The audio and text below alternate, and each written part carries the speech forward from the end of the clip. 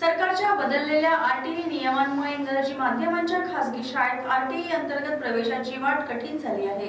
यामुळे आर्थिक दुर्बल घटकातील पालकांमध्ये मोठ्या प्रमाणात संतापाचे वातावरण होते। महाराष्ट्र सरकारच्या या नव्या आरटीई नियमांना उच्च न्यायालयात आव्हान देण्यात आले। ज्येष्ठ वकील ॲडव्होकेट जैना कोठारी, ॲडव्होकेट दीपक सटप, ॲडव्होकेट गायत्री सिंग यांच्या माध्यमातून शिक्षण हक्कांवर काम करणाऱ्या संस्था व कार्यकर्त्यांनी जनहित याचिका दाखल केली आहे। उच्च न्यायालयाने राज्य सरकारच्या सुधारित नियमांना स्थगिती दिली असून राज्यातील लाखो गरीब विद्यार्थ्यांना व पालकांना दिलासा मिळाला आहे। दरम्यान या संदर्भात ॲडव्होकेट दीपक सटप यांनी लाईव्ह चंद्रपूरला काय प्रतिक्रिया दिली ते बघूया।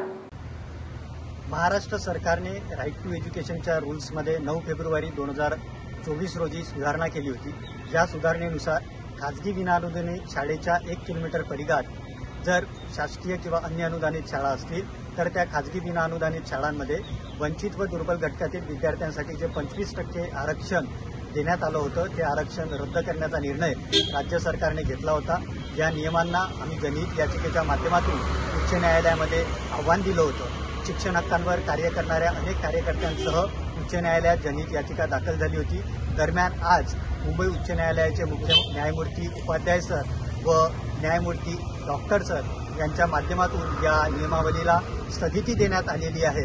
त्यामुळे राज्यातील लाखो गरीब विद्यार्थ्यांना व पालकांना दिलासा मिळणार असून आता खाजगी विनाअनुदानित शाळांमध्ये देखील या शैक्षणिक वर्षांमध्ये आरटीई अंतर्गत प्रवेश अर्ज विद्यार्थ्यांना करता येणार आहे। राज्य सरकारने जी नियमावली केली होती ती नियमावली केंद्र सरकारचा जो 2009चा शिक्षण हक्क संदर्भातला कायदा आहे त्या कायद्याला विसंगत अशी ही नियमावली आहे असं प्रथमदर्शनी दिसत असल्यामुळे ही स्थगिती माननीय उच्च न्यायालयाने दिलेली आहे।